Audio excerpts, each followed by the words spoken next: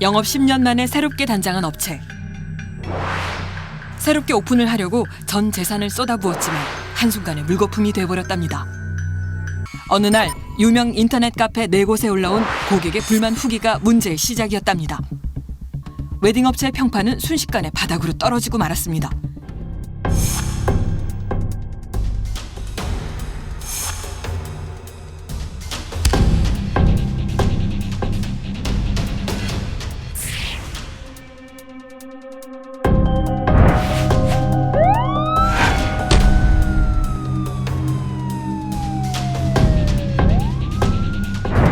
요즘 유튜브에서 굉장히 핫한 주제죠. 웨딩 컨설팅 업체 A업체입니다. 이 업체와 전직 종편 기자 S기자와의 법적 다툼이 아주 치열하게 벌어지고 있습니다. 각종 민형사 소송으로 얽히고 있고요. 이 S기자가 기소된 내용에 대해서 최근 1심 법원 판결이 나왔습니다. 1심 법원 판결은요, 이 검찰의 기소 내용을 대부분 인정했고요. 그러면서 아주 이례적으로 법정 구속을 했습니다. 그리고 죄질이 아주 나쁘다라고 인정을 한 상태입니다. 아직 확정 판결이 내려진 게 아니기 때문에 저희는 객관적인 시선을 유지하면서도 최근에 나온 1심 판결문을 중심으로 사실관계와 이에 대한 법리 검토를 한번 해보도록 하겠습니다.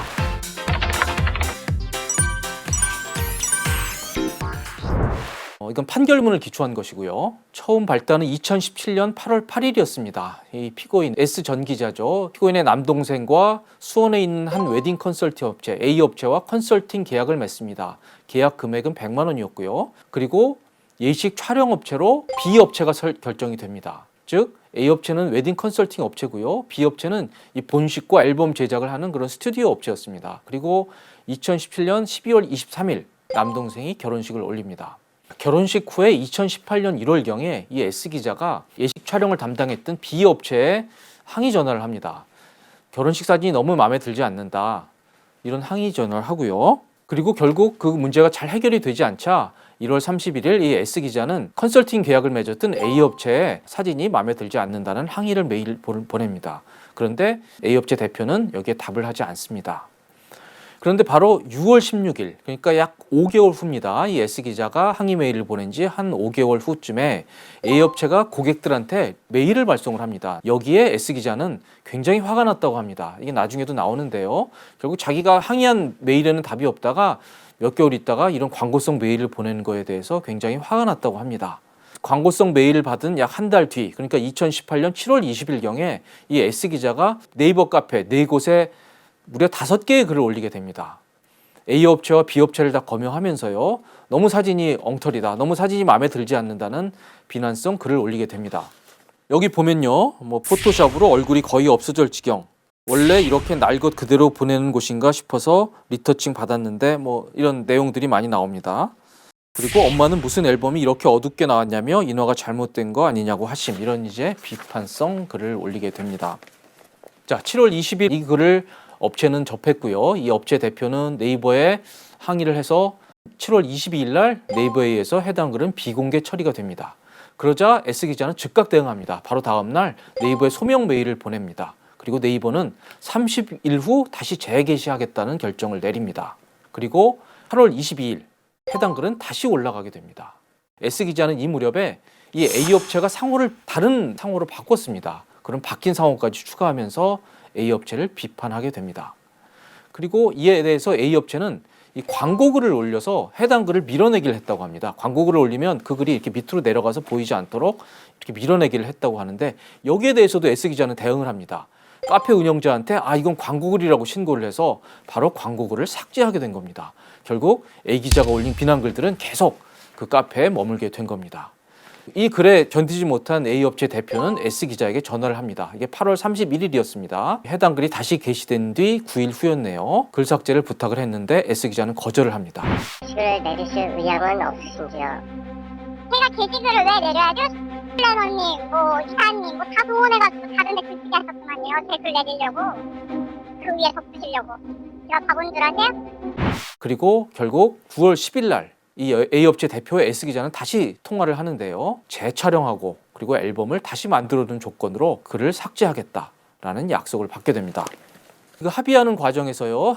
A업체, B업체가 다 같이 이 합의에 관여를 했고요. 이 S기자는 당신이 말한 그런 약속들을 약정서를 보내는 조건으로 내가 글을 삭제하겠다라고 약속을 하게 됩니다. 자, 이건 나중에 기소 내용의 중심 내용이 됩니다. S기자에 대한 기소 내용은 크게 두 가지입니다. 하나는 명예훼손이고요. 또 하나는 업무 방해입니다. 명예훼손을 보면요.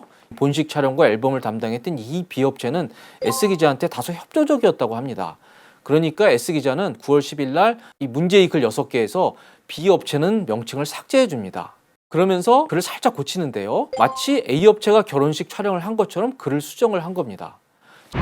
그녀의 불만이 사그라들지 않자 재촬영을 약속하는 약정서도 써줬답니다. 그런데 약정서를 써줬음에도 글은 여전히 내려가지 않았다는데요. 더 기가 막힌 건 새로 바뀐 업체명까지 추가해서 글이 올라온 겁니다. 즉 이게 A업체는 웨딩 컨설팅을 하는 업체였고요. 실제로 결혼식 촬영을 하는 업체는 B업체였습니다. 그런데 9월 10일 날 이 S기자는 B업체의 이름을 지워주면서 마치 결혼식 촬영을 A업체가 한 것처럼 글을 수정하게 됩니다. 바로 이 부분이 문제가 돼서 이 피해자에 대해서 명예훼손을 했다는 혐의로 기소가 된 거고요. 두 번째는 업무방해인 겁니다. 9월 14일 날 결국 S기자는 글을 삭제하게 되는데요. 이 삭제하는 조건으로 A업체로부터 환불금 명목으로 자신의 계좌에 500만 원을 수령을 하게 됩니다. 그리고 글을 삭제를 하게 됩니다. 5일간 허위사실로 A업체에 대해서 업무를 방해했다. 이런 공소 내용으로 재판을 받게 된 거죠. 이 두 가지 혐의에 대해서 법을 한번 살펴보겠습니다. 일단 명예훼손은요. 정보통신망법 70조입니다. 사람을 비방할 목적으로, 이 비방할 목적이 있어야 됩니다. 거짓의 사실을 드러내어 다른 사람의 명예를 훼손할 때. 또 하나 업무방해입니다. 이건 형법 314조인데요. 허위의 사실을 유포해. 결국 허위의 사실을 유포해야 됩니다. 이런 기소 내용에 대해서 S기자는 변호인을 통해서 재판에서 반론을 펼쳤습니다. 글은 진실이다. 즉 너무 사진은 엉터리 없고 그리고 사진으로 인해서 자기가 피해를 본 것은 어디까지나 진실이라고 S기자는 반박을 했습니다. 자, 설령 허위라 해도 S기자는 허위임을 알지 못했다. 이렇게 주장을 했습니다. 여기서 허위라는 것은요. 그 주로 재판에서 문제가 됐던 A업체는 사진 촬영을 하지도 않았는데 그리고 실제 사진 촬영은 B업체가 했는데 A업체가 한 것처럼 속였다라는 게 주로 이제 공소 내용의 중심 내용이었는데요. S기자는 이렇게 주장을 했습니다. 자기는 웨딩 컨설팅 업체 계약을 했기 때문에 실제로 A업체가 B업체가 그렇게 다른 거라는 걸 알지 못했다. 비방의 목적은 없었다. 결혼 카페, 신혼부부 카페에 글을 올렸던 이유는 결혼식이라고 하는 게 너무 중요한 일이기 때문에 그런 다른 사람들의 피해를 막기 위해서 공익적인 목적으로 글을 올렸던 것이지 그 개인이나 개별 업체에 대한 비방의 목적은 전혀 없었다라고 주장을 했습니다. 치열한 공방 끝에 재판부는 결론을 내리게 됩니다. B업체와 계약을 한 것은 S기자 선택이라는 것입니다. 웨딩 컨설팅 업체 A업체하고요. 이 업체 밑에는 많은 업체들이 협업 관계를 맺고 있다 그럽니다. 예를 들어서 메이크업을 하는 업체도 있고요. 이 본식이나 앨범 촬영을 하는 이 B업체도 있고요. 개별 업체들하고 계약을 하는 것은 신랑 신부 측의 선택이었다고 합니다.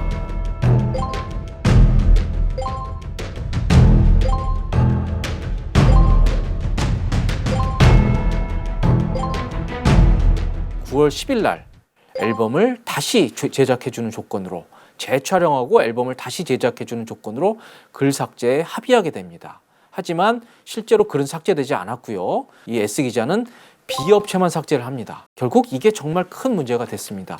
9월 14일 500만 원을 받고 이 글을 삭제하게 됩니다. 그런데 이 500만 원은 어떤 명목이었냐면요. 하루 종일 밤새고 기다렸다가 아침 7시 반에 카톡을 넣었어요. 시키시는 대로 다 했는데 그렇게 빌었는데 지시한 거 다 따랐는데 왜 그러셨나요? 라고 카톡을 보냈더니 어디다 대고 아침부터 윽박을 지르냐. 하루도 못 찾는 사람이 무슨 사업을 하냐. 전화를 끊었는데 그날 저녁에 카톡이 왔어요. 더 이상 감정 소비하기 싫다. 부케 던지는 것이 특히 마음에 안 드니까 미국에 있는 신랑과 신부 그리고 그때 들러리까지 전부 다 불러들여 사진 다시 찍겠다. 부케 것. 뉴욕 성수기 기준 항공권 금액 보내라. 재판부는 이런 판단을 내렸습니다. S기자는 A업체와 B업체가 별개 업체라는 것을 분명히 알았다고 판단했습니다. 중요 부분에 대한 명백한 허위사실이 적시됐다. 즉 사진 촬영은 A업체가 아닌 B업체가 했다라고 하는 중요 부분에 대해서 A업체가 했다라고 하는 명백한 허위사실을 적시했다라는 것이고요. 그리고 중요한 S기자 쪽은 이게 허위라고 하더라도 자기는 잘 알지 못했다라고 얘기하는데 S기자는 알았다고 법원은 판단했습니다.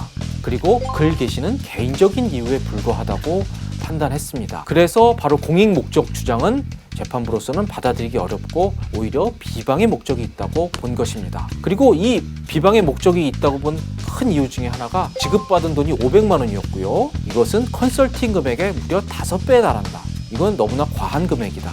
결국 이것은 어떤 개인적인 목적 그리고 비방의 목적이 있다고 재판부는 본 것입니다.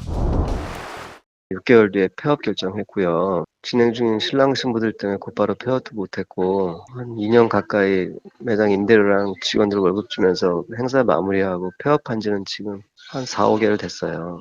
내일 모레는 또 무고에 대해서 조사를 받으러 가고 이제 9월 15일 날은 모욕, 협박, 명예훼손에 대해서 또 고소를 받으러 가게 됐어요.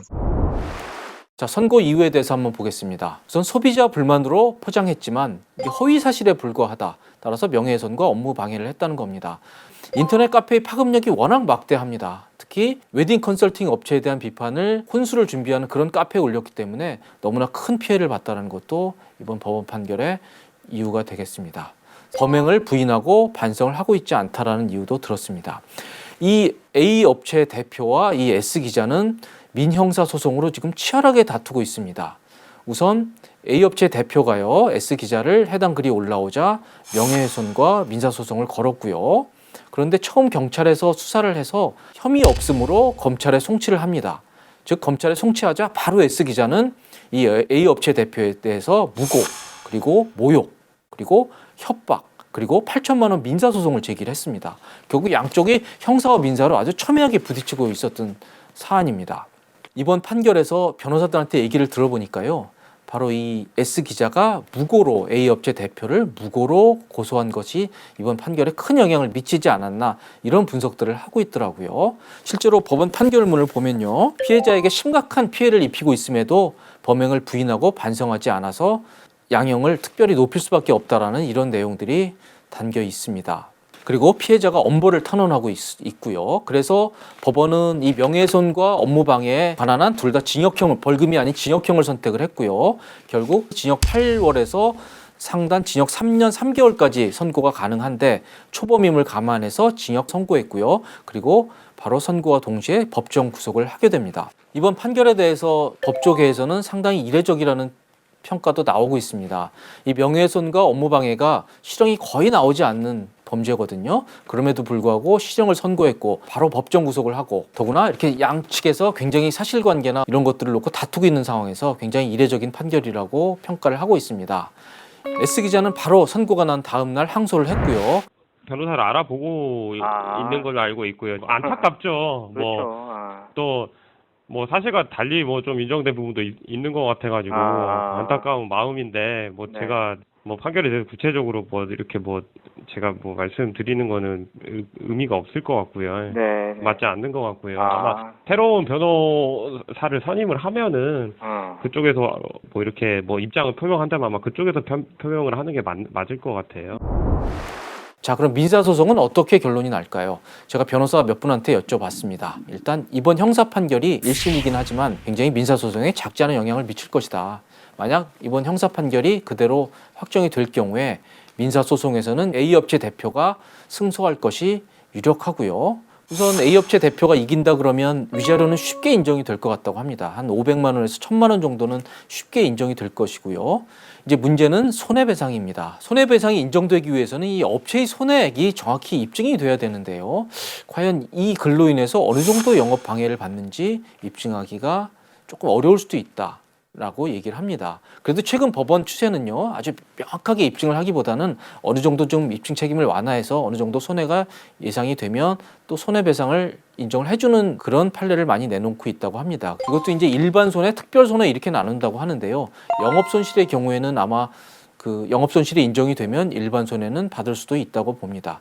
하지만 특별 손해, 즉 이 업체가 이런 글로 인해서 결국 폐업에 이르게 됐던 특별 손해는 결국 이게 입증하기도 쉽지 않고요. 이런 폐업에까지 이를 것이라는 것을 S기자가 어느 정도 예견하고 예측했어야 이게 책임이 인정되기 때문에 이것까지는 좀 인정되지 어렵지 않을까 하는 예상들을 변호사분들은 많이 하시더라고요. 자, 오늘 속고 살지 마에서는 최근 유튜브에서 아주 핫한 주제죠. 모 웨딩 컨설팅 업체와 한 전직 기자 간의 민형사 소송으로 얽힌 아주 치열한 법적 분쟁에 대해서 한번 알아봤습니다. 업체들에 대한 그 소비자들의 불만이 인터넷 게시에 많이 올라오고 있고요. 이 때문에 많은 분쟁들이 벌어지고 있습니다. 소비자 권리 그리고 언론의 자유도 보장이 돼야 될 것이고요. 또 허위의 사실로 업체에 대한 명예훼손이나 업무방해를 하는 것도 법적으로 허용이 되지 않습니다. 과연 어디까지 우리가 이런 것들이 허용이 되고 어디까지는 허용이 되지 않는지 이런 문제들에 대해서 오늘 살펴볼 수 있는 시간이 된 것 같습니다. 오늘 속고 살지마 여기까지입니다.